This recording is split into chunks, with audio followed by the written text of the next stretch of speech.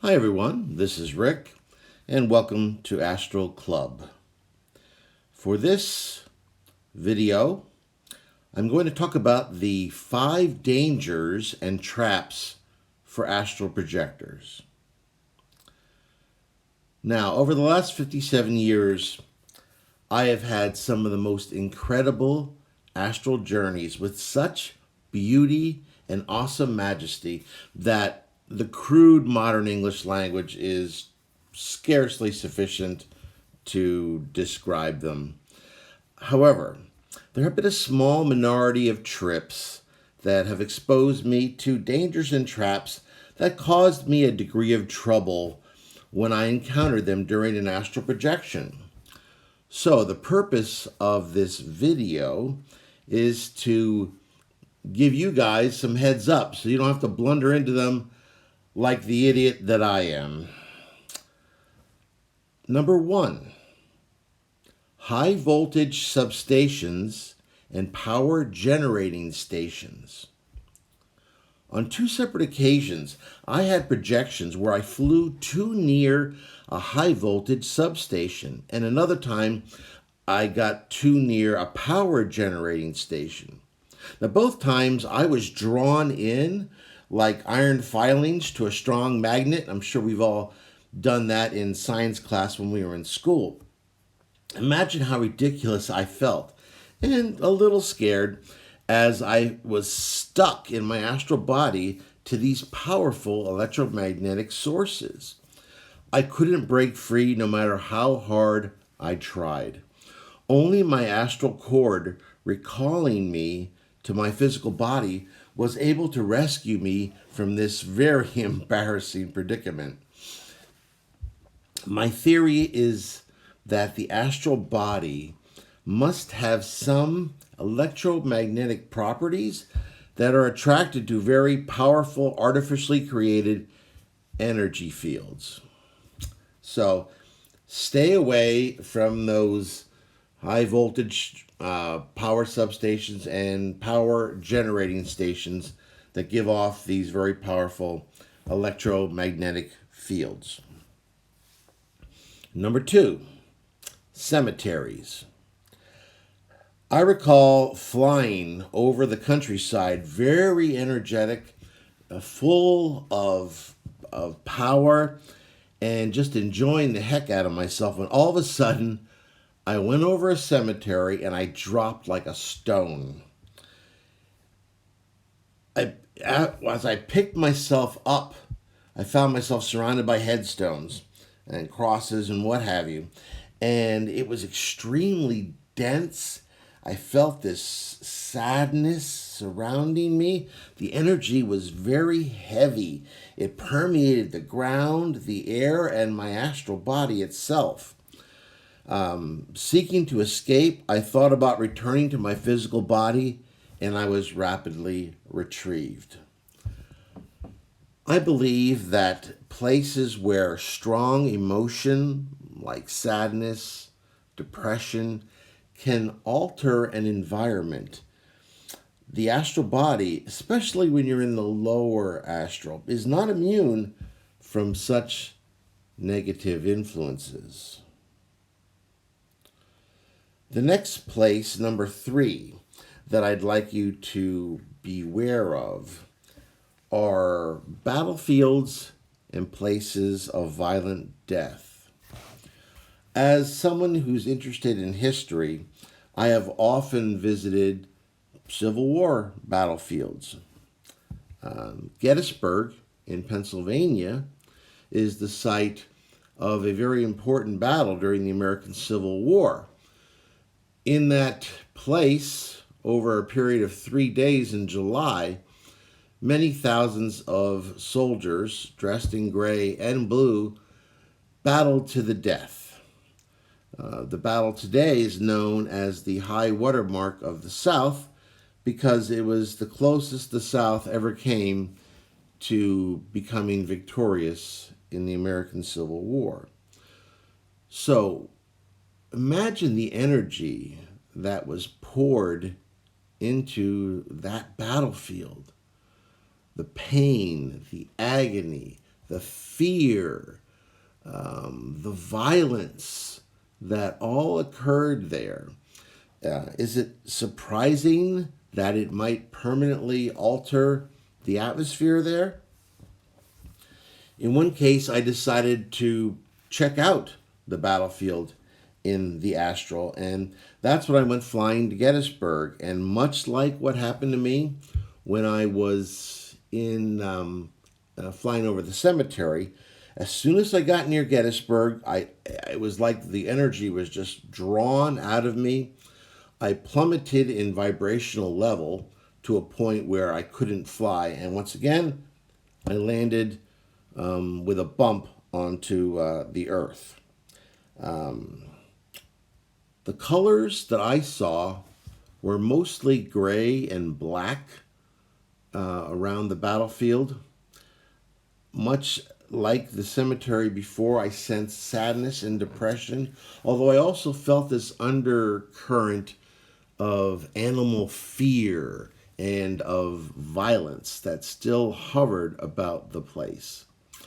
As I walked around in that, and just walking in that type of an atmosphere required a lot of effort on my part, I saw several soldiers wandering about the battlefield.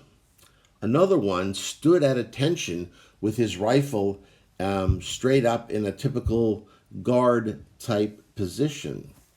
I went over to him and tried to engage him in conversation, perhaps to help him to leave this place.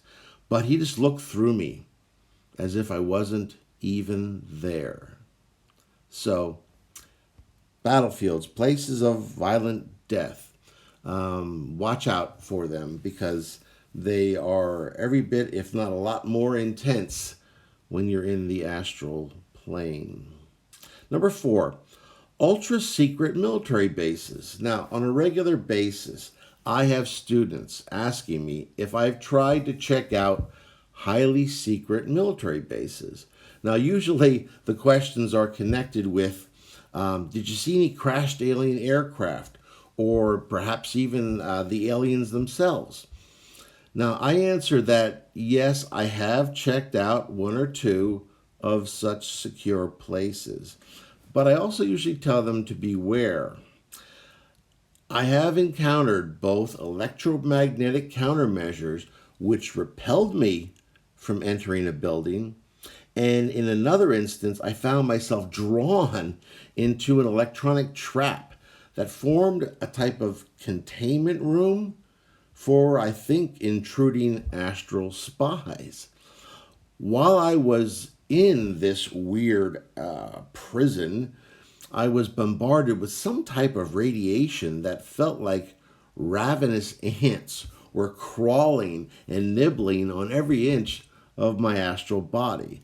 To say the least, it was a very, very uncomfortable place to be.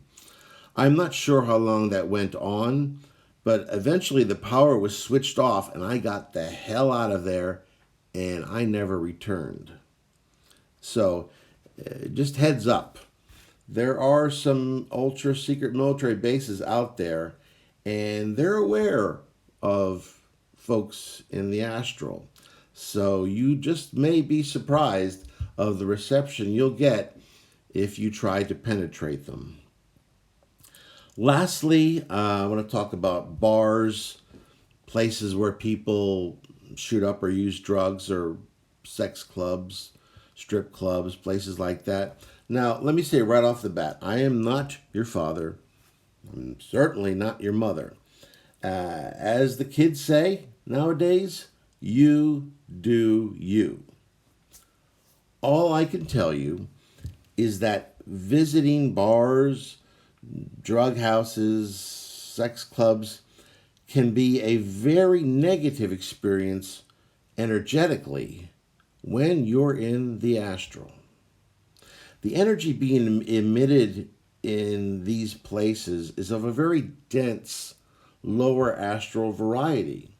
Now, if you're looking to feel heavy and your astral body to feel almost like it's a real physical body, then yeah, you're probably in the right place. But If that's not what you're looking for, then perhaps you ought to look elsewhere, especially if you're looking for a spiritually uplifting experience.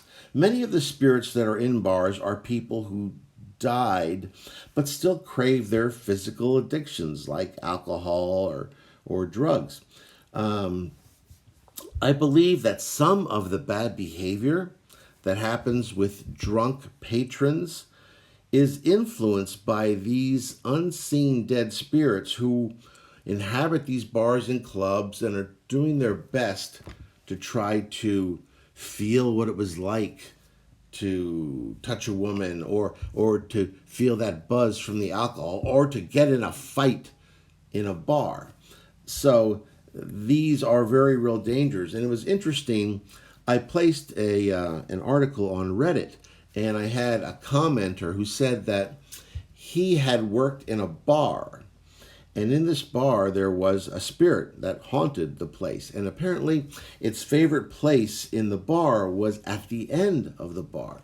And he said, and this really sent a chill down my spine when I read it, that no matter how crowded this hotel bar was, no one ever sat or hung around the end of the bar because they just felt weird about that area. So heads up, these places, while they can be enjoyable, especially when you're younger in the physical, can represent real dangers. Those are the 5 dangers and traps for astral projectors. There was a question that I wanted to answer before I finished this video. And I think it's a misunderstanding that many people have about the astral and about the physical. When you leave your physical body, you are no longer a resident of the physical plane. You are now a resident, normally, of the lower astral. Now, can things in the lower astral, especially in the very lowest part of the astral, reflect shadows from the physical plane? Yes, they can. But is it a one-to-one representation? No, it is not. The astral is plastic. It receives shadows from the physical. You may go to a room and see it as it existed 100 years ago. I remember visiting my parents' house on one trip, and it looked different. And at first, I doubted myself that I'd actually visited their living room. And then I had a conversation with my mother, and I just kind of asked her, hey, did we ever have a sofa like this? Or did we ever, what kind of position was it in? I asked her to fill that in. And she told me, oh, sure, when I was 1.5 years old, they had some old furniture that had been a hand-me-down, and it had been in a similar place as I had asked about. But they got rid of it and got some new stuff when I was just a teeny little toddler. And she was surprised that I was asking about it because I was so young. So what I had seen was my parents' living room as it existed when I was just a little over 1 year old. So at another time, I traveled to my parents' place, and I saw a very different upstairs. And in there, I saw an African-American gentleman who had taken up residence in my old bedroom. So what I believe I'm seeing there is a future where my parents have either passed or have sold their house to someone else. So be aware that what you're seeing isn't necessarily a one-to-one. The astral can even be affected by thoughts. I had a commenter once tell me that he saw his house, but it looked different. There was extra rooms on. And I said, well, it could have been that someone had plans and had put some energy and thought into expanding onto the house with a different wing. And that energy got itself into the lower astral. So just because what you see in your astral projection on the astral plane does not agree on a one-to-one basis with what you see in the physical does not mean that you did not experience something real. It just means that you traveled in the astral plane and not in the physical. As a matter of fact, as you increase your energy level and start traveling to different levels of the astral, scenery is going to differ more and more dramatically than the physical. You will see things that do not exist in any way, shape, or form in the physical. That does not mean they don't exist or that they're not real. It just means that they exist on a different plane of reality, one that is very separate from this physical reality. Well, that's what I wanted to cover today. And if you enjoyed this video, please hit the like button.